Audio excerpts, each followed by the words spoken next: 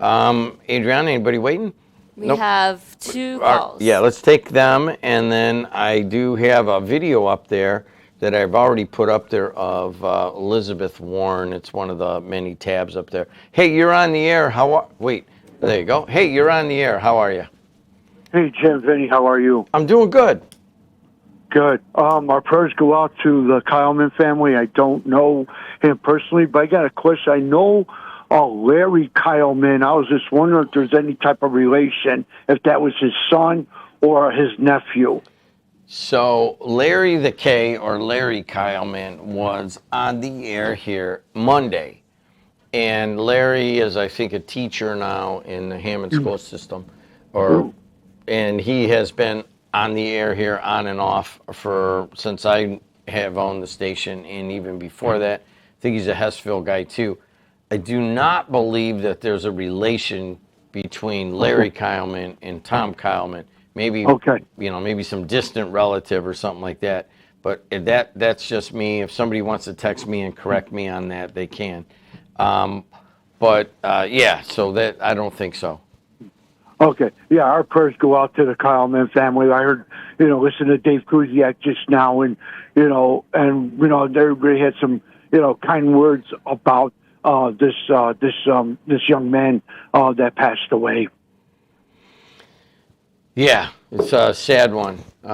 He was big at BP when he worked there and threw around a lot of money, gave us a lot of money here at WJOB to kind of keep us going when we didn't have the money. BP came through with a few checks a couple times. I'm like, hey, we're teetering on the edge here. Can you help us out? And he did. And he was that kind of guy.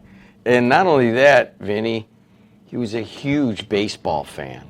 That's what when I was listening to you when I was listening to Dave Kuziak and you about being a big Cub fan and everything. I thought that was just amazing. He had the passion, for sports, and especially being a Cub fan. It's kind of funny, Vinny, in that he and Preacher, and you remember Preacher, certainly yes. Adriana was a little kid when he died, or an infant.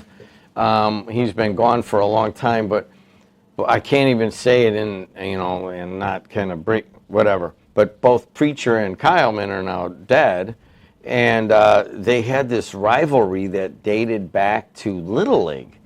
And Preacher would get on Kyleman about striking him out with the bases loaded in some big game, and then Kyleman would say that's not how it happened, and he struck me out, but not at that point. And they would argue about baseball, and then they would really argue heavily about which teams were good. But they met on one level, and they both loved the Chicago Cubs. And that's right. And you can really, I'll never be your friend around the Pittsburgh Pirates, but you can, baseball can bring you together at times, and it brought those two fierce rivals together, because when they started talking about the Cubs, they were like the best of friends. Yes, and that's the thing. I know that him and Preacher right now are, up in heaven and everything, talking and everything about the Cubs and everything, and I think it's just fantastic, what he did for the region. Yes, and Kuziak's going to do a full show on some of those accomplishments, and certainly we went through some of them. And quite frankly, Vinny, it's a little bit difficult to talk about, so I'm going to change the subject for a second. Your Pirates are the worst team in the NL Central, and they weren't supposed to be. What happened? Well, Jim, you and I talked about this before. They just got to learn. They're young. It's a young team. They fired a manager during the season. They just have to learn how to win and how to play together. And they just have to go about, taking these steps about winning. Once they can learn about winning, then everything else will fall in place. I think that I disagree with you, and I ask it for this reason, because Bob Nutting is well known to being very cheap with his payroll. And I think it just comes out year after year. He's okay being, I think right now they're like 40 and 50 or something. Right, yeah. He seems to be okay with that because people come to the games and he makes money that he doesn't have to pay to players. It's consistently one of the lowest, if not the lowest, salaries in the entire major leagues. That shows up on the field. It does, Jim. You know, I talked to my friends in Pittsburgh about it, and they were at a game, and they were chanting, fire him, fire the general manager, and I was watching on YouTube WPXI, and the local stations and everything. They tried to interview him and everything, and he just just totally walked away, ignored the questions and everything. And I just told my friends, I said, this is getting ridiculous. And they said that, we go to the games, to enjoy them and everything, but, they're just not bringing the fans out. You build this nice stadium, you put the product on a field, and this is what happens. You could do your own show on Pittsburgh Penguins and Pittsburgh Pirates, and I would listen to it. Hey, Vinny, good to hear from you. Sad day with Kyleman passing. I appreciate it. No, you two take care. Sandy's doing a little better each day, but she still has good days and bad days. All right, man. Thanks a lot. Right, and give my best to Sandy. Thank you. 219-845-1100. Hey, you're on the air. Oh, hey, I was just wanting to comment on your philosophy of the old guard surrendering to the new guard. Is that you're saying there's going to be a transformation of power from the old people to the younger kids? Mm-hmm. Yeah. Well, I don't want you to give up because I just want to say one thing quickly. You're never, either of you boomers or you millennials or Gen Z, you're never getting through us Gen X. We're going to pummel you. We're going to call you out on every single thing you've been bamboozled by, propagandized by, because the one thing that we've been programmed to do is not give one crap about your feelings. And that is what the change that's going to come. You have these millennials and this communist in New York City is nothing, in my opinion, but a psychological operation on the people to make sure it doesn't happen. And you prove me wrong 2 to 3 years from now when this guy's out of here in a couple months. It's a great talking point, and it gets all the millennials and all those Gen Z with a little bit of courage in them. But I'm telling you, and I'm giving you a warning, you got a roadblock with Gen Z, and I'm going to make sure of it because I will never let it go. And the reason why is because I have the most at risk to lose. I'm not old enough to retire, but I could. I spent nearly 2/3 of my life working my butt off, and if you're going to try and take it away from me through some taxation without representation or anything that in that manner, I'm coming for you. And man, am I coming for your feelings because that's where I can get all of you. Because everybody's concerned and most cherished thing is their ego. And guess what Gen X doesn't have? Doesn't have an ego. Even as cocky as I am right now, I still don't have an ego because everything is at risk for me. So I've got nothing to lose but everything. So you think I care about anybody's feelings? Nah, I don't. I care about libel suits and things like that. It's interesting. It is interesting what you say. And just to define Gen X, I want to say it's 65 through 80 when you were born. So that would be defined as Gen X. And you're not old enough to retire. And you're looking at massive change of what is happening, especially to your retirement system right now, to your Medicaid system. And it is very scary, especially for Gen X. Now, is that going to, I mean, really what you have is boomers running the country still, and maybe even pre-boomers, with Donald Trump. I don't even know if he's really a boomer, but he kind of is. And you have boomers running the country. My theory, and what I'm seeing sitting here and all this information that goes through, is that it is not so much a conservative Republican, Democrat, Republican, conservative, liberal, that kind of thing that is as important as it is the establishment versus changing the establishment. And that's what I see rising right now. And I don't know how that's going to play out. And I don't know if that will be, Gen X will resist it or they'll be part of the change. But to me, it's probably a little bit overdue where people that have more at stake in the game, especially like Adriana here or you, have more at stake in the game than boomers, which I'm like one of the last boomers when I was born, have, because they're like, screw it, we already lived a long life, and people coming up, well, too bad for them. And you have this clash going on of generations. And I don't know where it's going to lead. Okay. Where's it going to lead in your mind? Where's it going to go? I think that people like myself and Gen X are going to be the unification factor. And we're going to bring everyone together. And the reason why is because we are the middle ground between the analog generation and the digital generation.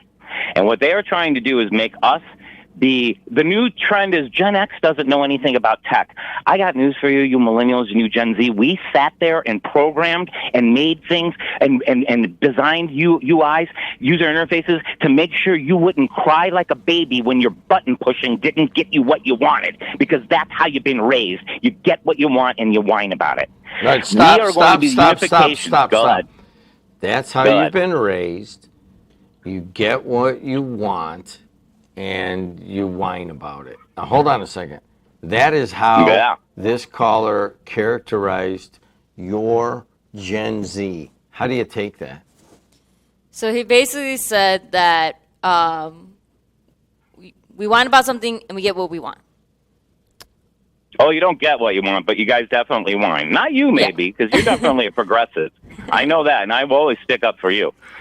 But go ahead. I'm sorry, Adriana. So when it comes to that, I can see both sides. I can see that, yes, that the generation that I live in, they are very vocal, and in some sense they may be vocal on issues that may not seem as important, and they are vocal on issues that society sees are important. I understand that, and I understand how it may look as that, hold on, sorry, I gotta turn on the microphone, how it may look that it's whining. It's considered whining. Now, is that just because it's issues that may not have seemed important to other generations? That's why it's considered whining? Or is it whining for the sole factor of that it doesn't matter at all? Well, I guess I look at it as that there is a trend for everyone to make sure that they are defined and then categorized in a group. And that was what the purpose of social media was. It was actually to control a population so you could put people in little groups, categorize them, and then target them even harder with more propaganda or whatever it is that you're trying to get across. Isn't that what government is? Exactly. That's blue, that's red, there's libertarian. The reason why they put it like that is so that way the people are against the people instead of the people against the government, because they never want the government to be the bad guys, because we're supposed to put our full trust into them. And yes, people are like, you voted for who is in government. But then again, there are individuals who have, throughout all years of government that we've had, have gone in and said, hey, I'm going to do this one thing, but then do the exact opposite. And it's not to diss whoever is in government currently. That is just how it's been throughout the entire history. But the reason why it's like that is because they don't want the people to rebel, because God forbid the people, God forbid that we're all over here actually maybe we don't want this kind of system. Maybe we want something else. And then the government's like, actually, no, you don't get a say in that. Hey, guys, I got to cut you both off. Finish it at another time. Thank you so much for your phone call. I appreciate it. You got it. Hold on a second. How are you? Oh, there we go. Can you turn his ears up? Yeah, sorry, we turned them all down. Yeah, turn his ears up. Come down a little bit on the yellow one. There you go, right around there. You good? A little bit more down? Yeah. Yeah, a little bit more down. There you go. That's better. All right, there you go. No, I can't hear it all. Well, you can hear. You see my lips moving, right? Yeah, That's how you Kick know him it. up one. What's the adage? You know There you someone's go. lying when her lips are moving. Hey, listen, we have Tom Washlinski A here, Democrat? Yeah. and every once in a while I take about 5 or 7 minutes. My views are my own personal views. Yes. I don't speak for anybody but myself at this point. All I want to do is talk about something I can't get enough of. Me too. I was approached by a guy in the park last Friday night, and he was telling me, he goes, we already got our tickets to go to Bahamas to see Purdue play in the preseason tournament. He goes, you guys should come with us. And I said, I'm going to look into that. And I said, do I need a passport? And he goes, yeah. I said, so I'm going to go get my passport this week, and we'll see what happens. But it sounds exciting, and you got to be excited about, and your dad's got to be flipping around, seeing the talent that's going to roll through here. He's still a little smarting the fact that they pulled some of our tickets, but we knew that was coming. Yes, that is. What is the dates on the Bahamas? I think is like Thanksgiving-ish, right? It's the weekend before Thanksgiving. Yeah, it's on November 20th. They're going to play Memphis at 6 o'clock, and then they'll play the winner of Texas Tech and Wake Forest the following day. And you know what? I haven't gone on a. I've been working so long. I'm like, well, why not? Hey, look who's Yeah. So we don't care about Ball State. So let's leave this out, okay? He got attacked right away. He just walked through the door. He hasn't even said a word. What are you standing up for him? He can handle his own. He can handle himself. Listen, I want to go through something with you. What we're talking about is the number 1 team in the country rated. It depends. Yeah, there's a couple, but I want to talk about their signing of Omer Meyer, who is comes out of Israel, a 6'4" guy. They say for sure NBA talent. Yeah, why is this guy going to Purdue? He's one of the top. Well, hey, welcome. This is great because now all the pressure isn't on Smith, which is great because last year he took the whole brunt of the load, and he played awesome. But one guy can only do so much. Yeah, he's talking about Braden Smith. Yeah, Braden and then and I did not think this would happen. And Fletcher Lawyer, good player, role player, but when he's not hitting, we ain't playing good. Yeah, but you got to look at this. We being Purdue University basketball team. You got to look at all the people who left early, though. And I always thought that Mason Gillis leaving last year was a big part of why they didn't really excel at the very highest level. They still did well. But look at all these people that left. The story behind that, the reason he left, is Painter was looking for him to commit, and he wouldn't. And then at the last minute, he said, hey, I'd like to come back. And he said, the spot's gone. They only have so many spots they can give us. So look who left. These guys all played. Yeah. Caleb first off the bench. Miles Colvin, second off the bench. Camden Heidi right there with him. So your whole bench left. The Colvin loss, it didn't hit me that hard. I'm like, because I think in his mind he thought he was really better than he was. I mean, I think his upside is huge. The upside is great, but it was never there, Jim, all season. Okay? You had your chance to shine, and you just didn't do it. And then the last game of the season, you laid a big fat egg. So, you're talking, I'm going to be the superstar, I'm going to be an NBA, but, when you get your moment and you're on the stage and you can't perform, we got to look somewhere else. I'm a little turned around. Yeah, Heidi leaving. I thought he's a solid bench player, but Heidi's going to go somewhere and start. That's why he left. And he knew he wasn't going to get a starting role probably in his whole career, so that's why he probably took a... He's going to. I think he's going to Texas, right? Yeah, and they're going to start him right away. And that's what most of these guys. They want to play. They want to start. They don't want to be role players. So I mean, what you're looking at right now, actually could see. Hey, I may not be a starter on this team, but I know we got a chance to win a championship. So and that's probably what they're looking at. Hey, I'm going to go.